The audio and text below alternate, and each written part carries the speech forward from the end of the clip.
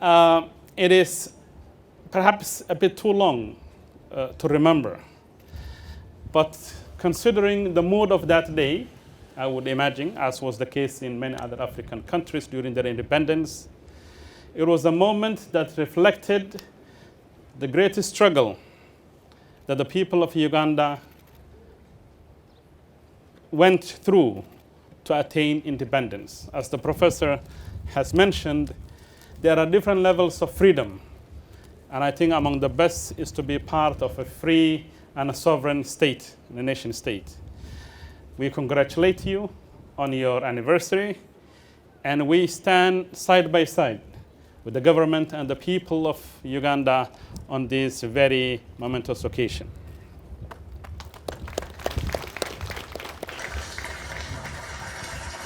The relationship between the two countries and the two societies, as the professor has mentioned once again, dates back to over 100 years.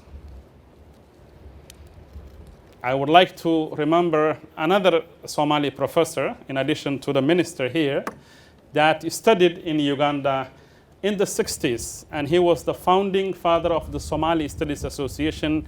His name is Professor Hussein Muhammad Adam. He went to Makerere University, and the knowledge and the gains he made from there informed our nation when we were trying to thrive at times that were difficult. Allow me to also begin, as part beginning of my speech, to pay tribute to the fallen heroes, men and women of the Ugandan National Army as part of AMISOM and ATMIS, who paid the highest price for supporting Somalia when we were down and when we needed support. The government and the people of Somalia are indeed very thankful to your people and your government for the constant support you have given us.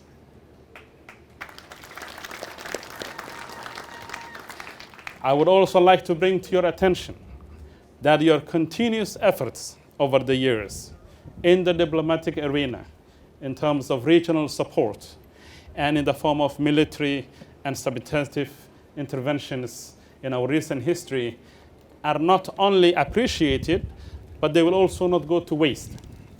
As you all are aware of, the quite number of Somali military officers that have been trained in Uganda and trained by Ugandans here are waging a very successful war against Al-Shabaab in a place that is about 1,000 kilometers away from Mogadishu. If there were times when the front lines used to be on the outskirts of Mogadishu, we are now fighting off Al-Shabaab in faraway places close to the Indian Ocean, around Mudug, Hiran, Shabelle, and Bayan Bakol, all the way to Jubaland. Your support has enabled us to develop, albeit still needs improvement, the capabilities to successfully fight this dangerous terrorist group that does not only risk the survival of the Somali state and society, but also is a threat and a menace to the region and to the globe. A pattern that is reoccurring in many parts of Africa, from the Sahel to Central African regions. I think the case of Somalia, with your support, offers a successful story where countrymen and women, with support from their regional brothers, are at last winning against a very deadly enemy. So we thank you very much for your support, both in terms of material and moral support. Thank you very much for that. Today is your Independence Day. And independent, as I recall, when the African Union was being formed, there is a famous painting that used to be on its wall, done by an Ethiopian artist.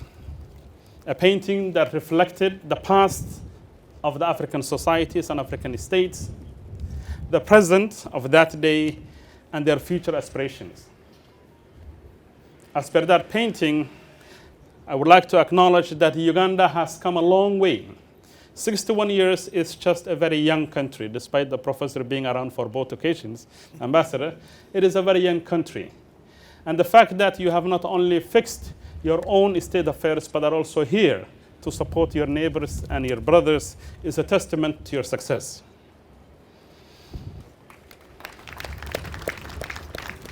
The fact that at a certain point, conflict and war were also part of your history, but you have successfully transformed that and become a more viable and a stable state that has very specific developmental and political objectives, is something that gives us a hope. And just to remind the participants of this forum today, at this important occasion, Somalia, also like Uganda, not that long ago, as late as 80s and the 70s, used to support other African countries as part of Pan-African moral support and material support in places like Angola, Mozambique, and South Africa. When I last visited Angola, the senior citizens of Angola still remember the support that the Somali military provided to their national movements.